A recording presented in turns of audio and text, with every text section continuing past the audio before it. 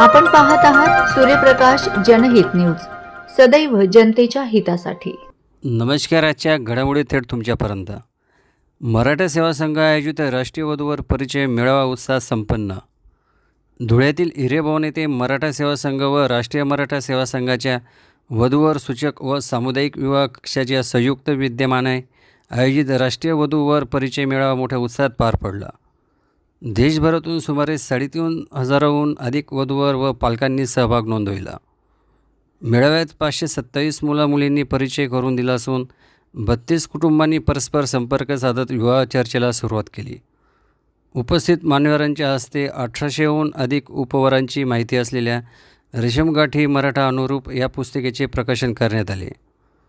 उद्घाटन प्रसंगी प्रतिइतिहासकार इंजिनियर चंद्रशेखर शिखरे यांनी मराठा इतिहासातील महिलांच्या योगदानावर भाष्य केले। डॉक्टर बालाजी जाधव यांनी मुहूर्ताचे वेळ टाळून जोडीदारांच्या स्वभावाला प्राधान्य द्यावे असे प्रतिपादन केले।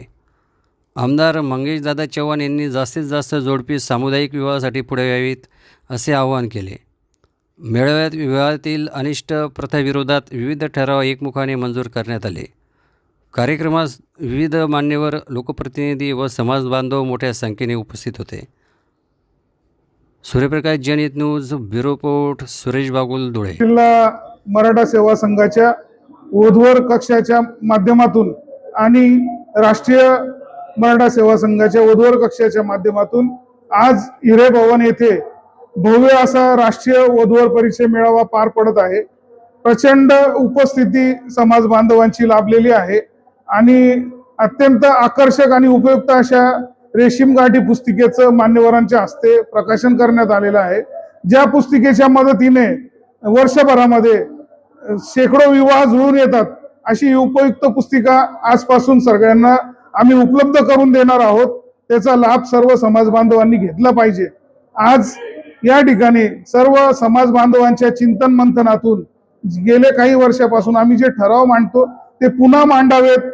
लग्नातल्या अनिष्ट चालीरीती, रूढी, परंपरा ज्या सुरू झालेल्या आहेत त्या बंद झाल्या पाहिजेत। याच्यासाठी समाज बांधवांनी एकमुखाने सर्व मताने काही ठराव, 7 महत्त्वाचे ठराव या ठिकाणी पुन्हा एकदा पारित केलेले आहेत। आपण पाहत आहात सूर्यप्रकाश जनहित न्यूज, सदैव जनतेच्या हितासाठी।